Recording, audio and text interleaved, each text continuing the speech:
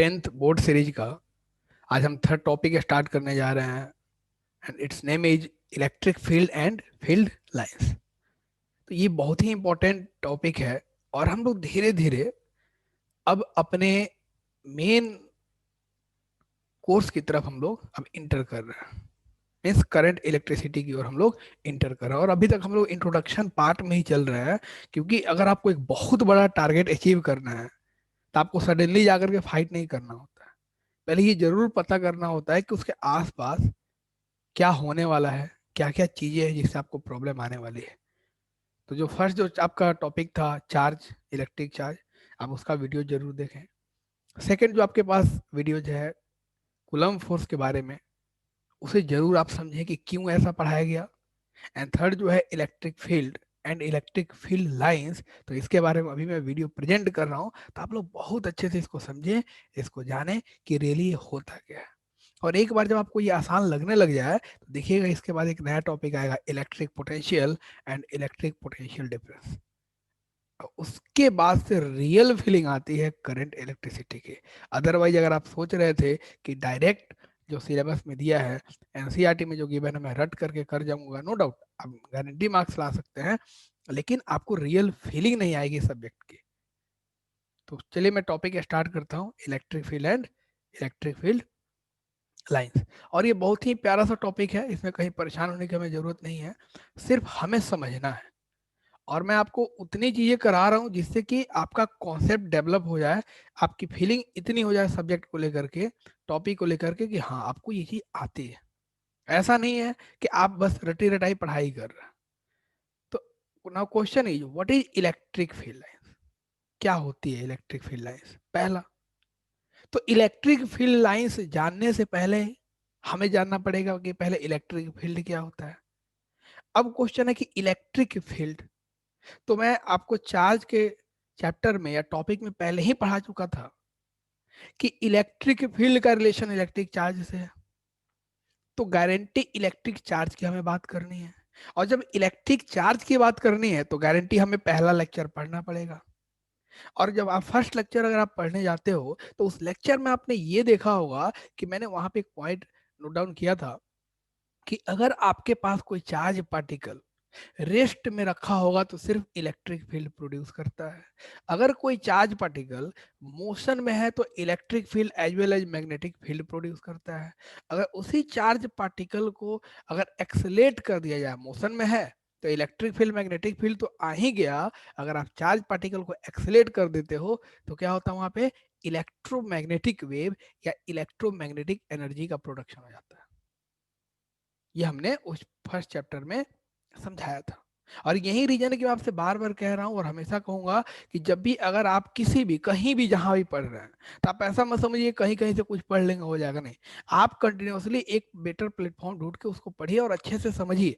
नहीं तो आप इधर उधर करेंगे तो आपका कुछ नहीं हो पाएगा, आप प्रॉब्लम में फंस जाएंगे। तो अगर आपको वीडियो आसान लग रहा होगा, आपके समझ के अंदर है, तो ठीक है, इसको देखिए, इसको समझिए, लेकिन इसको कंटिन्यूअसली बार बार आधे घंटे टाइम निकाल करके एक बार पढ़िए, समझिए कि रियली हमने सीखा क्या, इसका यूज फ्यूचर में क्या आने वाला है। तो बताइए अब इलेक्ट्रिक फील्ड के बारे में कि सबसे पहले हमें एक लेना पड़ेगा, एक चार्ज लेना पड़ेगा। तो मैंने आपको बताया था चार्ज को हम प्रेजेंट करेंगे क्यू से, तो हमने क्यू चार्ज ले लिया। अब चार्ज का फील्ड, इसके लिए आपको जाना पड़ेगा कूलम फोर्स में। तो जो सेकेंड लेक्चर था कूलम फोर्स का है, तो वहां पे आपको समझाया था कि जब भी आप एक चार्ज कंसीडर करते हो तो चार्ज अपने सराउंडिंग में 3D में, ऐसा नहीं कि एक तरफ, 3D में एक इफेक्ट प्रोड्यूस करती है, चारों तरफ सिमेट्रिकली एक इफेक्ट प्रोड्यूस करती है चार्ज। अब इस इफेक्ट को ही मैंने बोल दिया था इलेक्ट्रिक फील्ड। और इसका बड़ा ही बेस्ट एग्जांपल बताया था कि जहाँ पे क्रिकेटर क्रिकेट खेलता है उसको क्रिकेट फील्ड कहेंगे, फुटबॉलर जहाँ पे फुटबॉल खेलता है उसको फुटबॉल फील्ड कहते हैं, जहाँ पे टीचर पढ़ा रहे होते हैं उसको स्टडी का फील्ड मतलब क्लासरूम कहते हैं, या फिर जहाँ पे स्टूडेंट स्टडी कर रहे हैं उसको हम क्लासरूम कह रहे हैं।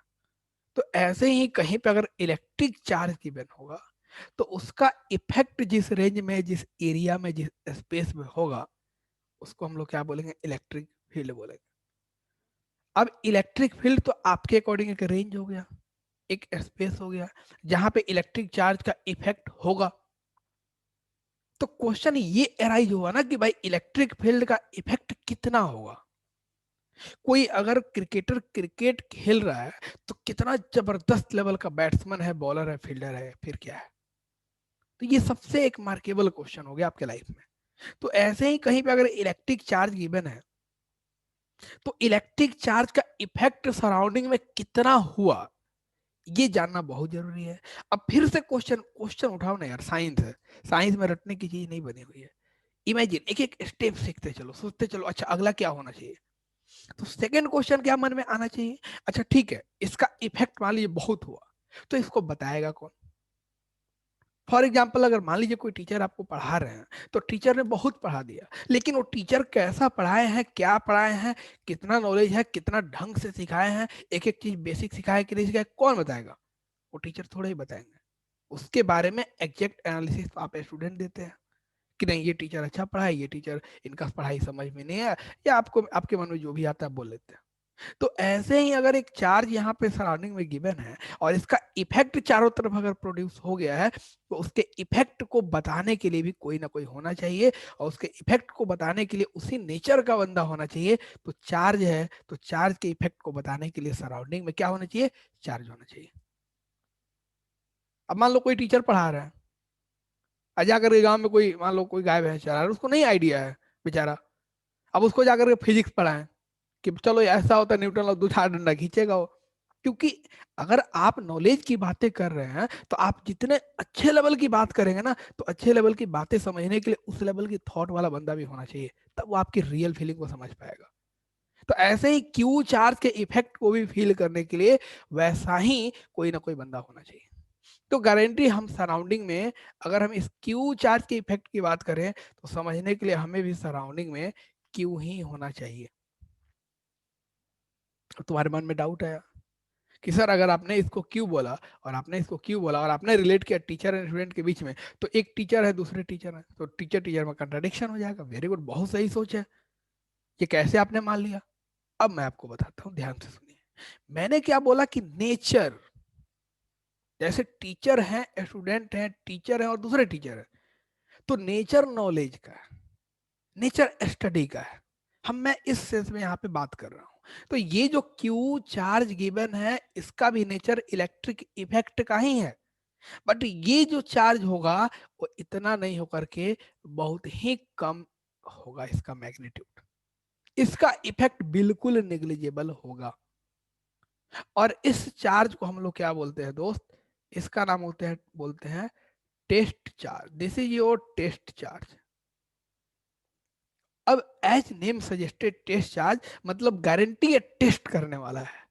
किसके बारे में टेस्ट करेगा, इस वाले चार्ज के द्वारा जो फील्ड प्रोड्यूस हुआ है चारों तरफ, जो इफेक्ट प्रोड्यूस हुआ है, उसको फील करने वाला है। और ये जो फील्ड होगा ना, ये चारों तरफ ऐसे हो रहा होता है यू, जैसे देखते हो शादी विवाह में या फिर पटाखे दीपावली के टाइम हम लोग पटाखा जो बजाते हैं एकदम यू ऐसे निकलता है 3D में, तो वैसे ही इसका इफेक्ट होता है, चारों तरफ होता है।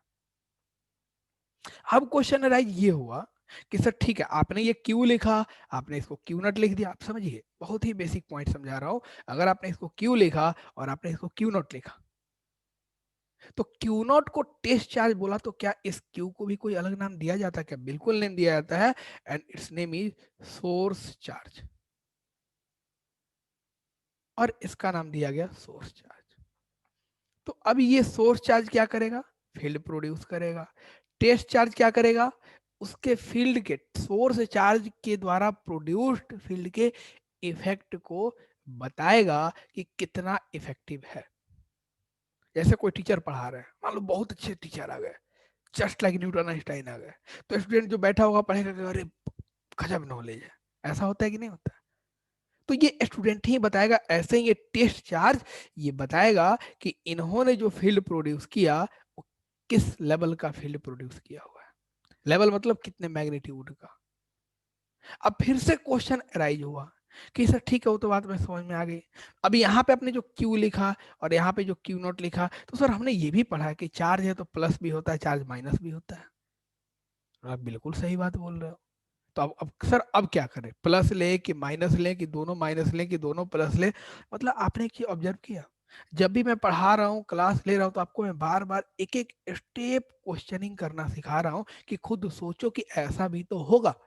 अगर आप साइंस के स्टूडेंट हो तो, अगर आप चाहते हो कि कुछ सीखना है, या किसी सब्जेक्ट के स्टूडेंट अगर आप हैं लेकिन आपके अंदर लर्निंग एटीट्यूड है, तो ऐसे ही क्वेश्चनिंग करनी होती है, ब्रेन को एक्टिव करना होता है। तो आपने एक्टिव किया अपनी ब्रेन, और इतने छोटे छोटे क्वेश्चन आपने अराइज करना स्टार्ट किए। अब एक क्वेश्चन फिर से आपके सामने है कि सर ये जो फील्ड लाइन आप जो दिखा दे रहे लाइन से, ये हमेशा स्ट्रेट लाइन ही होगा क्या? नहीं होगा स्ट्रेट लाइन ऑलवेज। ये तो एक इमेजिनेशन है, एक मैंने आइडिया लिया। जैसे आप याद कीजिए, जब साउंड वेव पढ़ते हैं तो लॉन्गिट्यूडनल एंड ट्रांसवर्स वेव का आप ग्राफ बनाते हैं, उसका प्रेजेंटेशन कुछ होता है, सांप की तरह से यूं यूं होता है, आपने देखा हुआ ट्रांसवर्स वेव वाला केस। तो what is this is a presentation. ऐसे ही हमने इसको एक प्रेजेंट किया कि ऐसा कुछ हो रहा है, इमेजिनेशन है। अब क्यू चार से बहुत सारी फील्डें निकल सकती है। तो मैं यहाँ पे सिर्फ आपको बेसिक समझा रहा हूँ, ज्यादा एडवांस में नहीं लेके जा रहा हूँ, जिससे कि आपका बोर्ड वाला पार्ट समझ में आ जाए। अब क्वेश्चन राइज हुआ कि सर अगर प्लस क्यू चार्ज गिवन होगा तो क्या होगा? मैंने बोला बिल्कुल सही बात बोल रहे हो, अगर प्लस क्यू चार्ज गिवन होगा दोस्त, तो इससे जितनी भी इफेक्ट की बात होगी, या जो मैं लाइन प्रेजेंट कर रहा हूँ, तो इफेक्ट मतलब इसको हम लोग बोलते हैं फील्ड लाइंस, बोलते हैं इलेक्ट्रिक फील्ड लाइंस। ये सारे फील्ड लाइंस अगर ऐसे निकल रही हैं, तो इस प्लस चार्ज से आउटवर्ड, रेडियली आउटवर्ड, अगर मान लो एक चारों तरफ एक 3D स्फीयर बन गया, तो ये रेडियली आउटवर्ड जाती हैं, प्लस क्यू से रेडियली आउटवर्ड जाएंगे। और जब भी आपके पास कहीं पे माइनस क्यू चार्ज गिवन होगा, तो आप खुद ही सोच लो क्या होगा वहां पे। फिर से सिमिलरली आप यही स्टेप यूज करेंगे, फील्ड लाइन जो होंगी, और हमेशा बाबू सिमेट्रिक लाइंस लेना है, सिमेट्रिक लाइंस लेना है। समझ में आ रहा है? ऐसे तो प्लस क्यू से अगर फील्ड लाइंस देखिए ओरिजिनेट हो रही है, स्टार्ट हो रही है, तो माइनस क्यू पे फील्ड लाइंस आकर के इमर्ज कर जाएंगी, टर्मिनेट हो जाएंगी। यहाँ पे क्या हो गई, सारी फील्ड लाइंस यहाँ पे टर्मिनेट हो गई। ये लाइन आपको याद रखना है। तो प्लस क्यू से फील्ड लाइन ओरिजिनेट होंगी, माइनस क्यू पे फील्ड लाइन टर्मिनेट हो जाएंगे।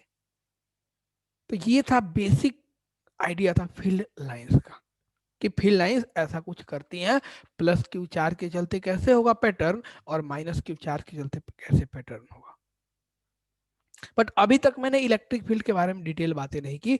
अब मैं स्टार्ट करता हूँ इलेक्ट्रिक फील्ड के बारे में। जैसे देखिए मैंने क्या लिखा, अब हम काम करेंगे यहाँ पे, जो हमने सोर्स चार्ज लिया था, मान लो ये क्यू, हम जनरली यहाँ पे पॉजिटिव एक कन्वेंशन के अकॉर्डिंग इस क्यू चार्ज को हम, या कैपिटल क्यू ले लो और आसान करने के लिए कुछ भी ले सकते हो, कैपिटल क्यू या स्मॉल क्यू, हमने कैपिटल क्यू चार्ज ले लिया। अब इस कैपिटल क्यू चार्ज से कुछ ऐसे सोच सकते हो बाबू, कि चारों तरफ कुछ ऐसे आप इमेजिन कर सकते हैं, चारों तरफ एक इफेक्ट, एक ऐसे प्रोड्यूस हुआ होगा। हमने मान लिया चारों तरफ इफेक्ट प्रोड्यूस हुआ होगा, 3D में हुआ होगा। और इसके सराउंडिंग में अगर हम कोई एक टेस्ट चार्ज मान लीजिए यहाँ पे गिवन है, q naught, this test charge called q naught, this is called q naught, test charge. अगर आप ले करके आओगे, तो देखो इसका भी अपना कोई बहुत ही कम छोटा सा रेंज होगा। यार ये भी तो है ना कुछ, तो बहुत इफेक्ट बहुत कम होगा, निग्लिजिबल होगा, ऐसा नहीं कि नहीं होगा। न्यूटन साहब कितने भी बड़े हो जाएं, आइंस्टाइन साहब कितने भी बड़े हो जाएं, तो अगर कोई स्टूडेंट उनके क्लास में बैठ के पढ़ेगा, तो गारंटी उसको कुछ ना कुछ तो नॉलेज होगा ना।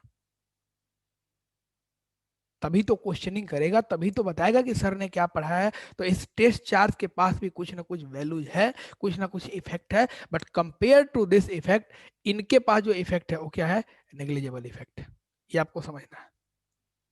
अब जैसे आप क्यू नॉट को यहां से लेकर के और इसके रेंज में आ गए, बड़े वाले के रेंज में आ गए, लेट सपोज अगर आप इस क्यू नॉट को लेकर के अगर बड़े वाले के रेंज में कुछ ऐसे आ गए, कलर में बदल दे रहा हूं, कुछ यहाँ पे यूं आ गए, मान लो ऐसे आ गए, and this is your Q not. अब क्या होगा, सोच करके देखिए। अगर ये आपका क्यू नॉट है, क्यू नॉट है ये, अब सोच करके देखिए आप, तो इफेक्ट किसका ज्यादा है? कैपिटल क्यू का, सोर्स चार्ज का। छोटा सा जो क्यू नॉट है, इसका इफेक्ट नेग्लिजिबल है। अब जैसे इसके करीब में आए तो बड़ा वाला क्या करेगा? गारंटी इसको क्या करेगा? रिपेल करेगा, क्योंकि हमने बोला कि कन्वेंशन हम यहाँ पे पॉजिटिव लेकर वर्क कर रहे हैं। अब बड़े वाले चार्ज ने क्या कर दिया, इसको इधर की तरफ ऐसे रिपेल कर दिया, लो, हो गया रिपल्सन। तो मतलब क्या निकल के आया? मतलब ये निकल कर के आया कि आपने छोटे से टेस्ट चार्ज को जैसे ही प्लेस किया बड़े वाले सोर्स चार्ज के रीजन में, रेंज में, स्पेस में, तो बड़े वाले फोर्स ने उसको धक्का दे दिया हो कि भाई तुम बाहर जाओ। और ये जो छोटा सा चेस्ट चार्ज है, इसके ऊपर एक फोर्स जैसे यूं लगा इधर की तरफ, एफ फोर्स लगा, तो ये फोर्स मेनली किसने अप्लाई किया? इस सोर्स चार्ज ने अप्लाई किया। और हालांकि ये जो फोर्स होगा दोनों के कॉम्बिनेशन से ही होगा, इसीलिए कूलम फोर्स पढ़ाया था। कूलम फोर्स क्या होता है? K Q1 Q2/r²। तो मतलब ये जो F की बात मैं कर रहा हूं, इस F की बात करोगे तो F की वैल्यू कितनी निकल के आ गई? K Q0/r²। अब सोचोगे सर R क्या है? यही तो आपका R है। सोच के देखिए, अब तुम्हारे मन में फिर से क्वेश्चन स्टार्ट हो गया कि सर आपने ये तो लिख दिया, तो फिर आप कहना क्या चाहते हैं? मेरे दोस्त, मैं यही कहना चाहता हूं कि इस फोर्स को इस टेस्ट चार्ज ने कितना फील किया, इस फोर्स को इस टेस्ट चार्ज ने कितना फील किया, इस फोर्स को इस छोटे से टेस्ट चार्ज ने इसके रेंज में आने में कितना फील किया, यही आपका इलेक्ट्रिक फील्ड इंटेंसिटी कहलाती है, जिसको हम लोग बोलते हैं कैपिटल ई। तो देखो दो पॉइंट है, एक मैंने बोला था फील्ड, तो फील्ड तो मैंने रेंज बताया, स्पेस बताया था। अब मैं बात कर रहा हूं इलेक्ट्रिक फील्ड इंटेंसिटी वर्ड की बात कर रहा हूं, इलेक्ट्रिक फील्ड स्ट्रेंथ की बात कर रहा हूं। तो इलेक्ट्रिक फील्ड स्ट्रेंथ का मतलब समझ रहे हैं आप लोग कि कितने मैग्नीट्यूड की बात हो रही है, कि इसका इफेक्ट कितना ज्यादा है या कितना कम हो रहा है।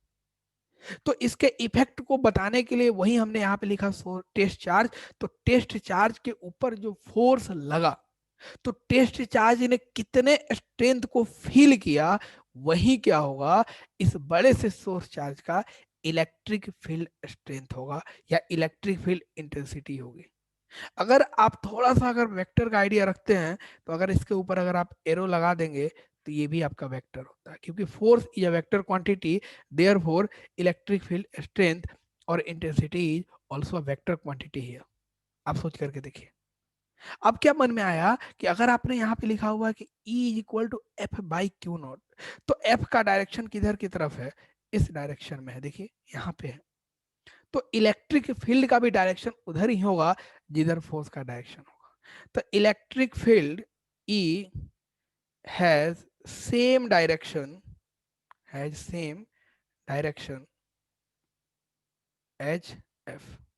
मीन्स जो F के पास डायरेक्शन है, वही इलेक्ट्रिक फील्ड का डायरेक्शन है।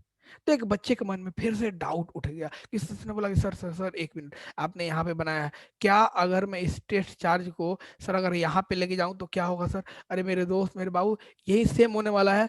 इस बार बताओ फोर्स किधर की तरफ एक्ट होगा? इधर की तरफ एक्ट होगा। यहाँ पे लगेगा इधर की तरफ, चारों तरफ होगा। तो इसके लिए बिल्कुल आपको परेशान नहीं होना है। चेंज क्या होगा वो मैं बताता हूँ, क्योंकि हो सकता है आपका ये अभी टेस्ट चार्ज यहाँ पे है, आपका टेस्ट चार्ज यहाँ पे हो जाए, यहाँ पे आ जाए। तो क्या चेंज हो रहा है? सेपरेशन दोनों के बीच का आर चेंज हो रहा है। और कैपिटल क्यू तो वही है, देखो यहाँ पे कैपिटल क्यू वही है दोस्त, कैपिटल क्यू आपका नहीं बदल रहा है। आप क्या कर रहे हो? उस टेस्ट चार्ज को लेके आ रहे हो और सिर्फ आप सेपरेशन बदल रहे हो। और टेस्ट चार्ज का तो कोई यहाँ पे मतलब हमारे लिए है ही नहीं। तो ओवरऑल अगर आप इसी को लिखें, तो इलेक्ट्रिक फील्ड की अगर बात करें, तो वैल्यू क्या निकल के आ रही है इलेक्ट्रिक फील्ड स्ट्रेंथ की? Force upon charge. तो फोर्स की यूनिट क्या होती है? न्यूटन। और चार्ज की यूनिट क्या होती है? कूलम। तो आपके पास पूछा गया, अगर ये बोर्ड में क्वेश्चन पूछा गया, what is the SI unit of electric field intensity और electric field strength, and sometimes it also say electric field, तो आपकी यूनिट क्या हो जाएगी, न्यूटन पर कूलम। तो meaning SI unit of electric field is, SI unit of electric field is Newton, Newton पर coulomb. बड़ा ही इंपॉर्टेंट पॉइंट है क्योंकि यहाँ से क्वेश्चन पूछे जाते हैं। न्यूटन पर कूलम, ऐसा unit of electric field is your Newton पर कूलम। तो अब इसको कुछ ऐसा भी लिखा जा सकता है, देखिए, if I write here E is equal to F by q naught, तो क्या मैं इस F को k q q naught by r square लिख सकता हूँ? और आपको क्या लग रहा है कि क्या मैं इस क्यू नॉट को यहाँ पे क्यू नॉट लिख दूँ तो क्यू नॉट से क्यू नॉट कैंसिल हो गया, therefore electric field intensity E is equal to k q by r square. लो, अब ये एग्जैक्ट वैल्यू आपको दे रही है। क्या इस वाले फॉर्मूले में कहीं टेस्ट चार्ज आया? नहीं आया। तो टेस्ट चार्ज सिर्फ फील करेगा, सोर्स चार्ज प्रोड्यूस करेगा। टेस्ट चार्ज सिर्फ फील करने के लिए हम वहां पे लेते हैं। मीनिंग जहां भी हमें इलेक्ट्रिक फील्ड फाइंड आउट करना है, जिस पॉइंट पे अगर एक सोर्स चार्ज गिवन है और उसके रेंज में कहीं भी तुमको इलेक्ट्रिक फील्ड पता करनी है, इलेक्ट्रिक फील्ड का स्ट्रेंथ पता करना है, इलेक्ट्रिक फील्ड की इंटेंसिटी पता करनी है, इलेक्ट्रिक फील्ड का मैग्नीट्यूड पता करना है, तो उस रेंज में किसी भी पॉइंट पे उस टेस्ट चार्ज को आप लेकर के आओ, आप वहां पे प्लेस कर दो, आपको पता चल जाएगा इस मेथड से कि कितनी वैल्यू है। बस आपको एक ही चीज याद रखना है कि क्यू तो कांस्टेंट है एक तरीके से, और यहाँ पे सिर्फ आर वेरी कर रही है। तो ओवरऑल हमने क्या बोला कि E is directly proportional to, देखो Q है, कि Q का मतलब क्या है कि सोर्स चार्ज का मैग्नीट्यूड जितना ज्यादा होगा उतना ही उसका इलेक्ट्रिक फील्ड का स्ट्रेंथ ज्यादा होगा, and electric field is inversely proportional to r square.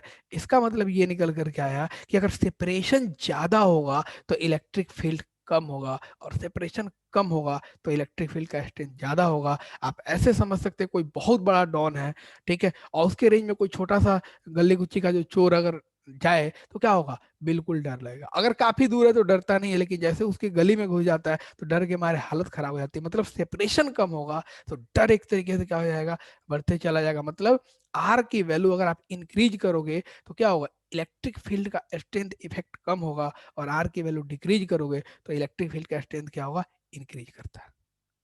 तो ये बड़ा ही बेसिक पॉइंट आपको याद रखना है इलेक्ट्रिक फील्ड से रिलेटेड आपके 10th के सिलेबस में। ज्यादा मैं इस पे दिमाग नहीं लगाने दे रहा हूँ, बहुत ही बेसिक ही मैं आपको समझा रहा हूँ।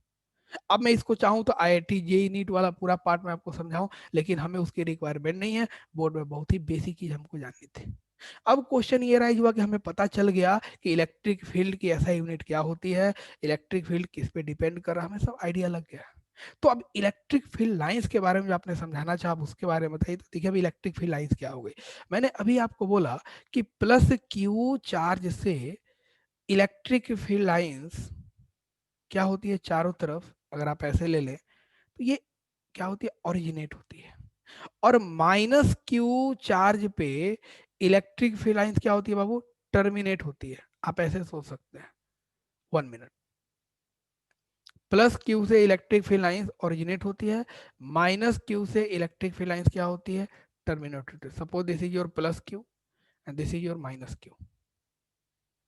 तो जब भी हम इसके लिए बात करेंगे तो कुछ ऐसा सोचेंगे, ये प्लस क्यू हो गया, ये आपका माइनस क्यू हो गया, ठीक है। तो प्लस क्यू से सारे फील्ड लाइंस आप बनाइए, यूं दूर जाएंगे सारे फील्ड लाइन प्लस क्यू से, जो अभी थोड़ी देर पहले हमने किया था, और माइनस क्यू पे टर्मिनेट होना है, माइनस क्यू पे। और हमेशा सिमेट्रिसिटी का आप ख्याल रखेंगे, इसमें हमें सिमेट्रिसिटी पे हमें ध्यान देना होता है। 1 मिनट, चलिए ये ले लिए, कोई दिक्कत नहीं है, ठीक है, बस। और ये जो आपने लाइन बनाई ना, ये हमेशा कंटिन्यूअस लाइन होती है, डिसकंटिन्यूटी नहीं होती है। तो ऑलवेज तो प्लस से अवे बनाएंगे, प्लस से अवे, और माइनस के करीब बनाना है आपको। मतलब फील्ड जो लाइंस होंगी ऑरिजिनेट्स फ्रॉम पॉजिटिव चार्ज, तो लिखेंगे ज्यादा नहीं, एक दो पॉइंट ही लिखना हमको, originates from positive charge, originates from positive charge and terminate on negative charge और एट इन्फिनिटी। या तो निगेटिव चार्ज पे टर्मिनेट होगी, या चार्ज ही नहीं निगेटिव तो क्या होगा, इन्फिनिटी पे जाके आपकी टर्मिनेट हो जाती है। सेकेंड पॉइंट आपको ध्यान रखना है कि अगर ये इलेक्ट्रिक फील्ड लाइन प्लस से निकली और माइनस पे खत्म हो गई, तो मतलब क्या निकल करके आया, मतलब ये निकल करके आया कि फील्ड लाइन तो रिटर्न ही नहीं हो रही है। अगर इलेक्ट्रिक फील्ड लाइन प्लस से ऑरिजिनेट हो रही है और माइनस पे जाके खत्म हो गई, मतलब मैं यहां से चला और वहां पे जाके मैं खत्म हो गया, खत्म, बैक ही नहीं आया, तो क्या लूप का फॉर्मेशन होगा, बिल्कुल नहीं होने वाला है। तो इसका मतलब ये निकल के आया कि इलेक्ट्रिक फील्ड लाइंस कभी भी लूप का फॉर्मेशन नहीं करती है, इलेक्ट्रिक फील्ड लाइंस कभी भी लूप का फॉर्मेशन नहीं करती। और हमेशा एग्जाम में क्वेश्चन पूछा जाता है, तो यहाँ पे लिखेंगे don't form closed loop, don't form closed loop. बहुत ही सिंपल चीजें हैं, कहीं पे कुछ एडवांस हम नहीं कर रहे हैं। कोई ये फील्ड लाइंस क्लोज लूप नहीं बनाती हैं दोस्त, कहीं पे क्लोज लूप नहीं बनाती हैं। और थर्ड पॉइंट देखिए क्या है, ये इलेक्ट्रिक फील्ड लाइंस भी है ना, तो इलेक्ट्रिक फील्ड स्ट्रेंथ की हमने बात की थी, क्या बोला था, वेक्टर क्वांटिटी है। अब इलेक्ट्रिक फील्ड में बात कर रहा हूँ लाइंस के बारे में कि क्या ये इंटरसेक्ट करती है, तो बिल्कुल इंटरसेक्ट नहीं करती है। अब तो सोचो सर कैसे इंटरसेक्ट नहीं करती है, क्यों नहीं करेंगे फील्ड लाइन, आपस में रेंज में एक स्पेस में आ रहे तो कट कट क्यों नहीं करेंगे, इसके पीछे मैं रीजन बताता हूँ। अब जैसे सपोज करो कि एक तुमने पॉइंट कंसीडर कर लिया, ये वाला पॉइंट, हमने एक पहले कर्व पाथ ऐसे ले लिया और कर्व पाथ पे हमने ये वाला पॉइंट कंसीडर कर लिया। आप यहाँ पे एक टेंजेंट ड्रॉ करके देखिए, तो इस पॉइंट पे टेंजेंट इधर की तरफ होगा। और जब भी आप किसी भी कर्व पाथ पे कोई एक आप टेंजेंट ड्रॉ करते हो, तो जो टेंजेंट का डायरेक्शन ही होगा उस पॉइंट पे डायरेक्शन होता है। अब जिधर भी जाना चाहो ले लो, कोई दिक्कत नहीं है। तो अब सपोज करो कि एक और कर्व लाइन इसी पॉइंट पे अगर आके कट कर जाए, तो बताइए अब यहाँ का दूसरा टेंजेंट क्या होगा, वो तो कुछ और बन गया। अब ये वाला टेंजेंट कुछ और, इस वाले पे सेम पॉइंट पे कर्व इधर की तरफ है, तो इसका टेंजेंट इधर की तरफ हो गया। अब बताओ इस पॉइंट पे क्या हुआ, कितने डायरेक्शन हो गए, एक डायरेक्शन इधर की तरफ हो गया, मान लो ईस्ट की तरफ हो गया, और ये डायरेक्शन मान लो साउथ ईस्ट की तरफ हो गया, लेट सपोज। तो एक मोमेंट पे कोई भी इंसान, कोई भी पार्टिकल, उसका डायरेक्शन एक सिंगल होगा कि दो होगा, एक ही होगा। तो ये कहना बिल्कुल गलत हो गया कि इलेक्ट्रिक फील्ड लाइंस कभी एक दूसरे को कट करते हैं।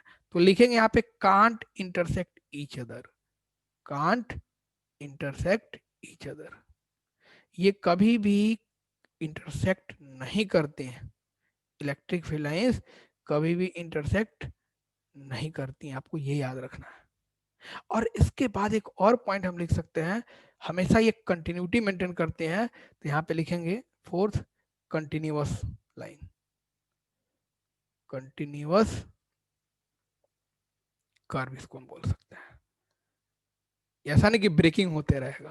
तो ये सारी बेसिक बेसिक चीजें थी इलेक्ट्रिक फील्ड लाइंस के बारे में, इलेक्ट्रिक फील्ड के बारे में। अब देखिए, अब बहुत सारे आपके बुक में गिवन होगा कि sir plus Q charge given है, माइनस क्यू चार्ज गिवन है, तो इससे फील्ड लाइन का पैटर्न ड्रॉ कीजिए, ये सब ट्वेल्थ में आता है, टेंथ लाइक उतना कोई रिक्वायरमेंट नहीं है। अगर आपको बनाना है तो आप ऐसे सोच सकते हैं, देखिए ये प्लस है, देखिए प्लस, और ये माइनस है, तो इसके पीछे भी एक रीजन होता है। आप अगर चाहते हैं तो मैं आपको समझाता हूँ कैसे होता है। जैसे मान लो कि अगर हमने एक चार्ज यहाँ पे प्लस क्यू लिया था और एक यहाँ पे चार्ज माइनस क्यू लिया था, तो प्लस क्यू से सपोज करो फी लाइन ऐसे जा रही है, एक फी लाइन ऐसे चलेगी, मैं आपको कॉन्सेप्ट समझा रहा हूँ, एक फी लाइन ऐसे चली गई, और माइनस क्यू पे फी लाइन कुछ, एक फी लाइन ऐसे आ गई, एक फी लाइन ऐसे आ गई, एक फी लाइन मान लो कुछ ऐसे आ गई, तो ये फी लाइन ऐसे आ रही, यूं आ रही है, तो क्या होने वाला है, तो इसका तो लाइन ऑफ एक्शन इधर की तरफ है, इसका लाइन ऑफ एक्शन कुछ इधर की तरफ दिखा रहा है। अब प्लस ये है और माइनस ये है, दोनों का नेचर सेम है कि बिल्कुल डिफरेंट है, दोनों का नेचर डिफरेंट है। तो प्लस और माइनस में अट्रैक्शन होगा कि रिपल्सन होगा, तो भी ऐसी बात है अट्रैक्शन होगा।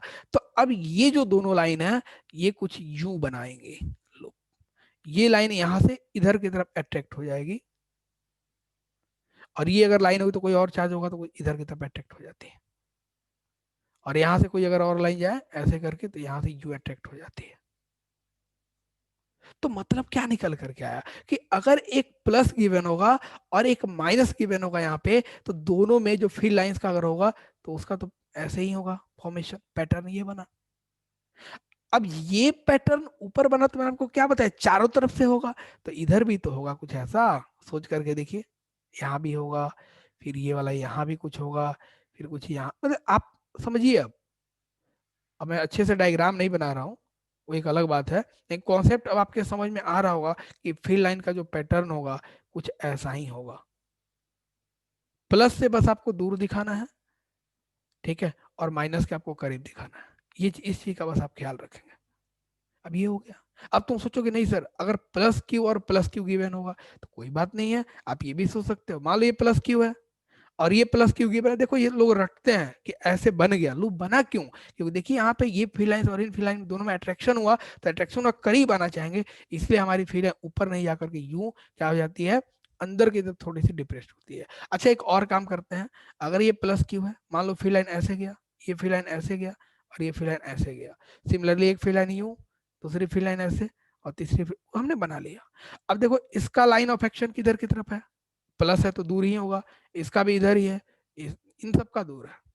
अब ये इधर सोचो और ये वाले इधर, सोच करके देखो, तो अब एक वेक्टर इधर और दूसरा वेक्टर इधर, तो दोनों का रिजल्टेंट कुछ ऊपर की तरफ होगा। और यही रीजन है कि जब एक प्लस क्यू और माइनस, प्लस क्यू और प्लस क्यू दो सिमिलर चार्ज लेते हैं तो उनके बीच का जो डायग्राम जो बनता है, for example plus Q and plus Q is given here, तो इनका फील्ड लाइन अगर आपने पैटर्न में देखा होगा तो कुछ ऐसे बन जाता है। क्यों बना वो समझ में आना चाहिए आप लोगों को, ऐसे क्यों बना, देखिए स्ट्रेट ये ऐसे होगा, क्यों बना, क्योंकि इन दोनों का रिजल्टेंट यहां से देखो, एक वेक्टर इधर दूसरा वेक्टर इधर, अब इन दोनों का रिजल्टेंट ऊपर, तो ये जो होगा एक दूसरे से दूर होंगी और ऊपर की तरफ ये इधर टिल्ट होगा और इधर टिल्ट होगा, दोनों का रिजल्टेंट इधर हो जाएगा। तो ये रीजन, अब अच्छा ये जो ऊपर की तरफ हुआ, सिमेट्रिसिटी की बात बार बार कर रहा हूं, तो नीचे भी ऐसा ही तो होगा। तो ये बेसिक आइडिया था इलेक्ट्रिक फील्ड लाइंस के पैटर्न का। आप इन वीडियो को जरूर देखिए, समझिए बेसिक्स क्या है। इसका यूज आपको ट्वेल्थ में भी कहीं ना कहीं आएगा, जब आप पढ़ने जाओगे ढंग से वीडियो देख के कम से कम सीख करके जाओ। अब ये मत समझना कि हम ट्वेल्थ में जाएंगे तभी करेंगे, नहीं, अभी से आपको बनानी पड़ेगी, वो हिम्मत और ताकत आपके अंदर चाहिए जिसमें आप कुछ भी कर सकते हैं। तो कीजिए, मेहनत कीजिए, ऑल द बेस्ट। हम लोग बहुत जल्दी जो हमारा नेक्स्ट जो वीडियो होगा इलेक्ट्रिक पोटेंशियल पे होगा, प्लीज आप वीडियो को स्किप मत कीजिए, देखिए जरूर। और एक एक चीज अगर आपको लग रहा है कहीं प्रॉब्लम आ रही है, लेवल टफ, और आप कमेंट बॉक्स में बता सकते हैं, इसको और सिंप्लीफाई करना चाहूंगा ताकि आपके लिए बिल्कुल आसान हो जाए, ठीक है। तो हमेशा हंसते रहिए, मुस्कुराते रहिए, चलिए।